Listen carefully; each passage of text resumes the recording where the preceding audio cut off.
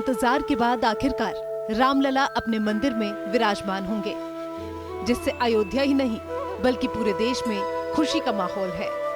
22 जनवरी यानी रामलला के प्राण प्रतिष्ठा की तैयारी भी जोरों पर है।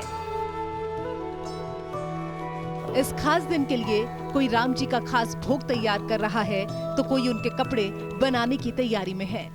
मानो अयोध्या में उत्सव बन रहा हो। पूरी अयोध्या का रंग रूप बदल चुका है। कण कण में भगवान का वास दिखाई देता है और हो भी क्यों ना, हर भारतीय का 500 साल का सपना साकार होने जा रहा है। प्राण प्रतिष्ठा के विशेष अवसर पर रामलला को स्नान कराने के लिए भी विशेष तैयारियां की जा रही हैं।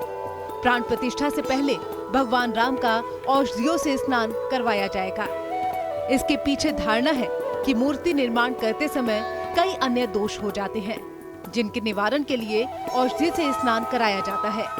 इस दौरान जिस जल का प्रयोग किया जाता है वो जल देश भर के महत्वपूर्ण तीर्थ स्थलों से आएगा। इसमें सप्त सागर का जल भी शामिल होगा।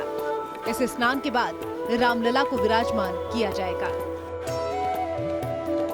औषधियाँ हम लोगों को वनस्पतियाँ प्रकृति ने दी हैं। उन औषधियों का सेवन करने से, उन औषधियों को लगाने से हमारा शरीर निरोग होता है।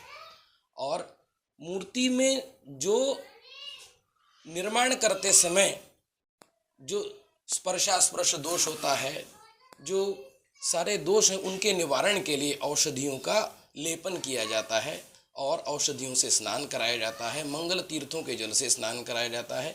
केवल स्नान ही नहीं परंतु वो मंत्रों से अभिमंत्रित औषधियों से और जल से स्नान कराते हैं। उसमें नाना प्रकार के तीर्थों के जल, मानसरोवर का जल, सप्तसागर के जल, सभी स्थान से इस भारत, अखंड भारत वर्ष में और पूरे विश्व में जितने भी महत्वपूर्ण तीर्थ हैं उन सभी के जल से भगवान रामचंद्र का स्नान होगा। सिर्फ अयोध्या ही नहीं बल्कि काशी तक रामलला के प्राण प्रतिष्ठा की तैयारियां चल रही हैं। काशी के पंडितीय घराने से लक्ष्मीकांत दीक्षित और उनके पुत्र सुनील लक्ष्मीकांत दीक्षित इस तैयारी में लगे हुए हैं। काशी से 40 से ज्यादा विद्वान ब्राह्मण इस पूजन में शामिल हो रहे हैं। 18 जनवरी से मूल पूजा का शुभारंभ होगा। कलश यात्रा से पूजा की शुरुआत होगी। औषधियाँ हमारे यहाँ शतावरी आती है, सुगंधवाला आती है और गुरुच आता है और वचा आती है। वच जिसको बोलते हैं, हरिद्रा औषधियों का सबसे बड़ा है। हरिद्रा से स्नान कराते हैं।